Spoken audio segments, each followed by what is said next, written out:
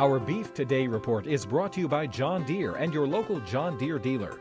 Nothing runs like a deer.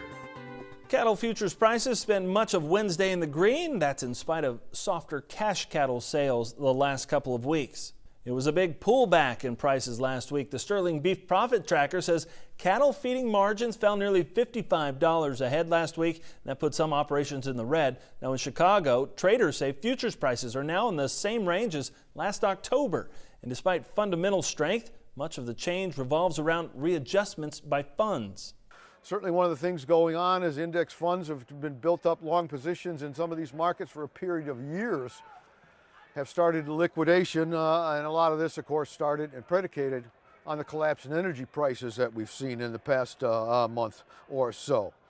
Cash prices for fed cattle are still $20 per hundred higher than last year. Applying manure to your fields just got more complicated. A U.S. federal court ruled for the first time that manure from livestock facilities can be regulated as solid waste.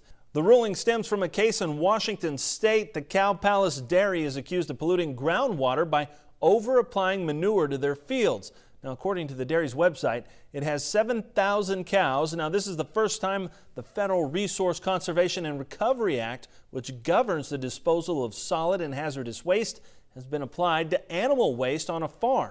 Now, the federal court recognized the benefits of applying manure, but it says Cow Palace Dairy was excessive in its application. The case is set to go to trial in March.